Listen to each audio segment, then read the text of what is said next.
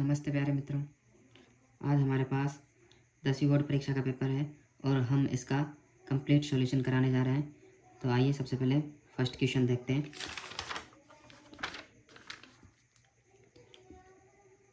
पहला क्वेश्चन बहुविकल्पी प्रश्न। पहला क्वेश्चन देखते हैं। संख्याओं 16 तथा 20 का एचसीएफ होगा, तो हमें इसमें एचसीएफ ज्ञात करना है 16। तो 16 का अभाज्य गुणनखंड करेंगे, 2 का जाएगा 8, 2, 4, 2, 2, 2, 1। ठीक है, इसी प्रकार हम 20 का कर लेंगे, 2, 10, 2, 5, 5, 1। एचसीएफ में जो संख्या कॉमन होती है, इसमें 2 2 बार आ रहा है, इसमें भी आ रहा है, बाकी है, तो इसका एचसीएफ हो जाएगा 4। तो इसका आंसर होगा 4। तो पहले का आंसर आ जाएगा अपना 4। दूसरा क्वेश्चन है, निम्न में से कौन सी अपरिमेय संख्या है? तो 0.5, इसको आप, ये परिमेय संख्या है, ठीक है, क्योंकि इसको हम 0.5 है 1/2 भी लिख सकते हैं। 0.5 और 0.5 ये भी परिमेय संख्या है, क्योंकि आप इसे 10/2 भी लिख सकते हो। ठीक है, अब बची 2, इनमें से आपके पास ये परिमेय संख्या होगी, तो इसका आंसर हो जाएगा 6। ये इसीलिए होगा कि किसी भी संख्या पर अगर वार आ जाता है तो वह संख्या वापस रिपीट हो रही है, तो वह संख्या परिमेय संख्या होती है। लेकिन यदि संख्या बदलती है पॉइंट के बाद, तो वह संख्या अपरिमेय संख्या होती है। तो इसका आंसर हो जाएगा फाइनली 6। तीसरा क्वेश्चन है, दिए गए ग्राफ y बराबर px के लिए बहुपद px के शून्यांकों की संख्या। तो हमें देखना है कि px पर शून्यांक कितने मतलब, हाँ, कितने होंगे। एक ये रहा शून्यांक, x अक्ष पर शून्यांक है ये, और एक ये रहा, ठीक है, ये y पे, तो x अक्ष के लिए हो जाएंगे 2। तो इसका आंसर आ जाएगा 2। अगला क्वेश्चन देखते हैं। निम्नलिखित रेखित समीकरण के युग्म के लिए y का मान होगा।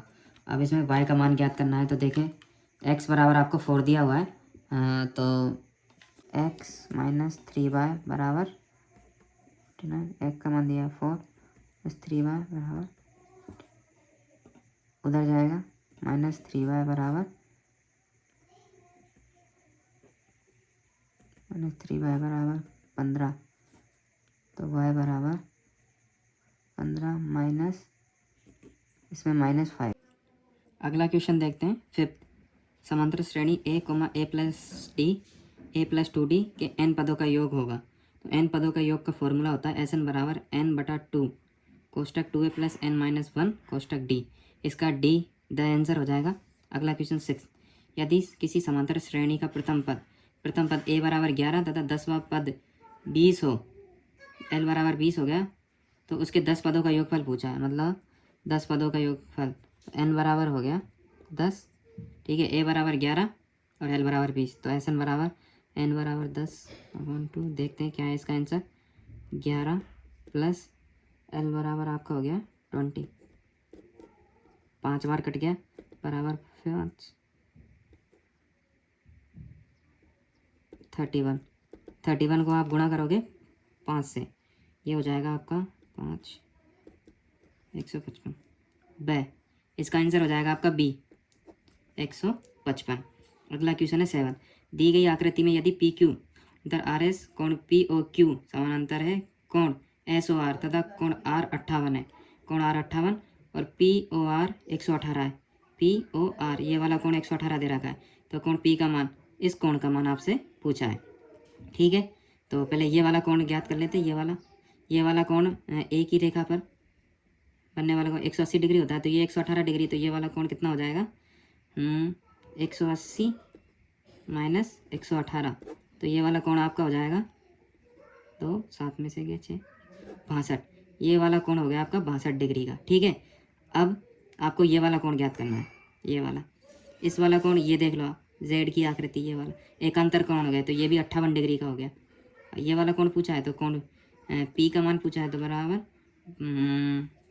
100, तीनों कोणों का योग 180 में से आप ये दोनों कोण घटा दो, 58 माइनस 62, तो बराबर 58 और 62 हो गया आपके 60 और 60 120, 120 घटा दो आप, 120 घटाएंगे तो कोण पी का मान आ जाएगा आपके 60 डिग्री। तो इस कोण का मान हो जाएगा आपके 60।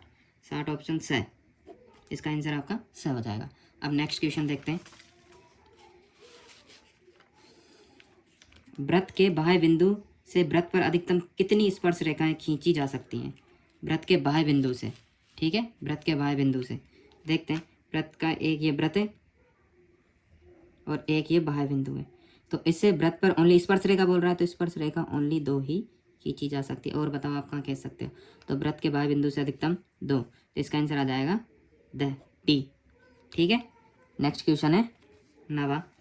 दी गई आकृति में टीपी तथा टीक्यू केंद्र ओ वाले वृत्त, किसी वृत्त पर 2 स्पर्श रेखा है और कोण पी ओ क्यू आपको दे रखा है 125, तो पी टी क्यू ये वाला कोण आपको ज्ञात करना है, ये वाला कोण आपको ज्ञात करना है। आप इसको 2 तरीके से भी कर सकते हो। पहला तरीका तो ये है कि ये वाला कोण सामने वाले कोण का क्या होता है? आधा होता है, ठीक है। दूसरा इस तरीके से कर सकते हो, वृत्त के बाह्य बिंदु पर, बाह्य बिंदु से वृत्त पर खींची गई स्पर्श रेखा 90 डिग्री का कोण बनाती है, तो ये 90 डिग्री और ये कोण भी 90 डिग्री। अब ये वाला कोण ज्ञात करना, तो चतुर्भुज बन गया, 1 2 3 4 चतुर्भुज बन गया। चतुर्भुज के चारों कोणों का योग 360, ठीक है, 360 डिग्री। और ये वाले तीनों कोण हम उसमें से घटा देंगे, 90 माइनस 90 माइनस 125, ठीक है। तो कोण टी का मान ज्ञात हो जाएगा, तो टी बराबर आ जाएगा 180, 180 माइनस 180 प्लस 125 कितना हो गया? 180 में भी जोड़ 200, 300, 305 डिग्री, तो ये कितना हो गया? 55 डिग्री। इसका 55 डिग्री आ रहा है ए वाला। एक और तरीके से, एक तरह से और कर सकते हो कि ये जो कोण होता है, इस कोण को ज्ञात करने के लिए सामने वाले कोण में से 180 में से घटा देते हैं, 180 माइनस 125 डिग्री, तब भी आपका कितना आएगा? 55 डिग्री। ये डायरेक्ट है, मतलब ये वाला कोण ज्ञात करने के लिए, ठीक है। अब नेक्स्ट क्वेश्चन देखते हैं 10th, ठीक है, 10वां। इसमें दे रखा है बिंदु 4, -1 तथा -2, -3 को जोड़ने वाले रेखाखंड के मध्य बिंदु के निर्देशांक होंगे। अब जोड़ने वाले रेखाखंड के मध्य बिंदु के निर्देशांक पूछे, तो ये तो मैंने आपको पहले भी बता रखा है, तो इन दोनों को जोड़ दो आप, 4 प्लस -2 और एक और है -1 प्लस -3, ठीक है। तो 4 प्लस -2 हो गया, ठीक है, ये -1 -3, इसका हो जाएगा 4 2, ठीक है, माइनस के,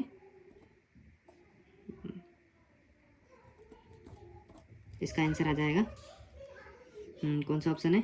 स, ठीक है, इसका ऑप्शन आ जाएगा स। अगला क्वेश्चन देखते हैं, नेक्स्ट 11।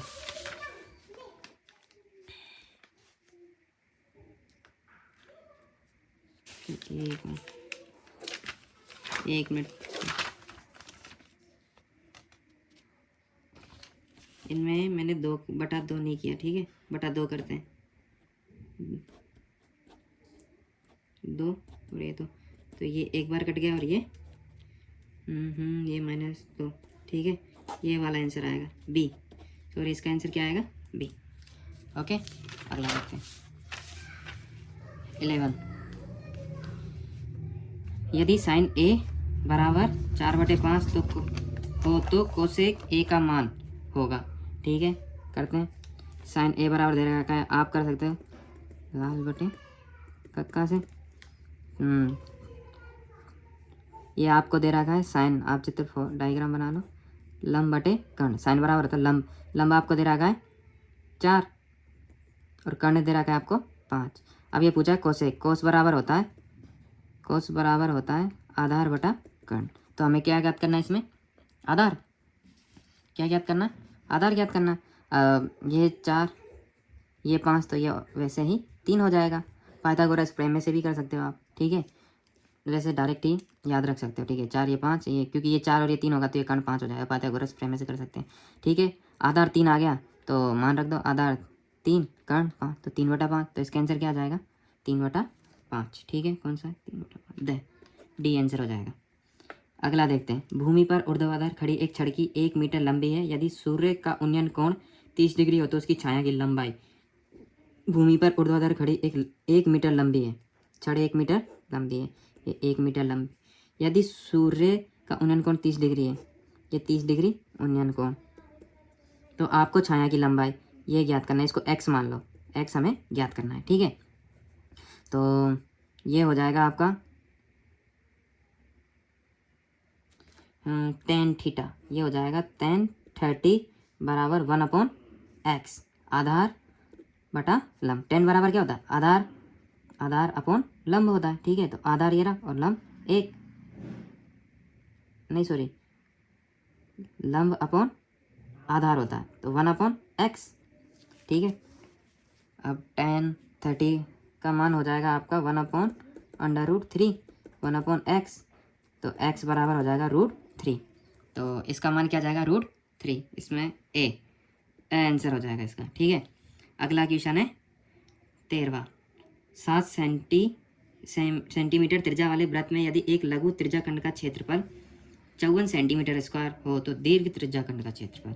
इसमें हमें दीर्घ त्रिज्याखंड का क्षेत्रफल, तो इसमें क्या करना है, दीर्घ त्रिज्याखंड का, भाई हमें लघु त्रिज्याखंड का क्षेत्रफल ये दे रखा है 54, ठीक है। अब इसका ज्ञात करना है, तो इसका फॉर्मूला क्या होता है, ठीक है, इसका फॉर्मूला होता है आप पाई आर स्क्वायर माइनस 54 कर दो, ठीक है।